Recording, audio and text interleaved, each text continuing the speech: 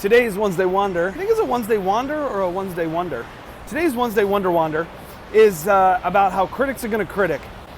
Back when Brightwood came out in August of 22, we hustled so hard to get the film covered by as much press as possible. You know, it was a teeny little movie, and we wanted it out in the world, and we wanted people aware of it. And obviously one of the ways to do that is to get press, to get critics to cover the film.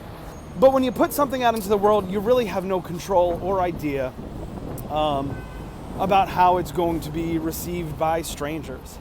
Ultimately, it was received very well. You know, we got 94% fresh on Rotten Tomatoes with 35 reviews, but there was one reviewer in particular, a reviewer from Variety, no less. And when we found out we were going to be reviewed by Variety, we were so excited. We thought, holy shit, man, our tiny little movie is going to be reviewed in, you know, a trade that is read by everyone in the industry. And of course, at that time, we had been pretty spoiled because our reviews really had been almost exclusively positive. And it turned out that the Variety review was terrible. The reviewer hated the movie. Like, hated it. It was a very, very venomous review. And it was a little bit like a gut punch. Huge magazine punching down on our teeny little indie film in the middle of the strikes. You know, how dare they go against, you know, independent filmmaking and independent artists, but they sure as hell did.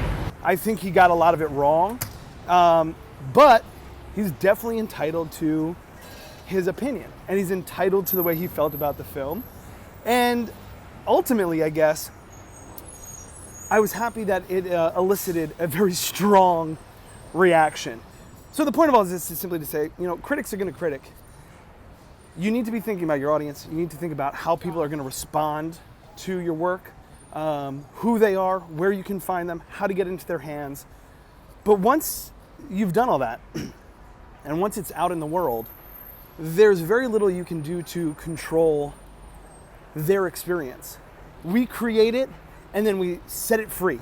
It's just a reminder that when the critics love your shit, don't get too high. And when the critics hate your shit, don't get too low. Just remember that they're doing their job and you just keep doing yours. We'll just keep doing ours, and we'll just keep making stuff and finding the people who do love it. And the only way we can do that is by also accidentally discovering the people that don't. So, peace.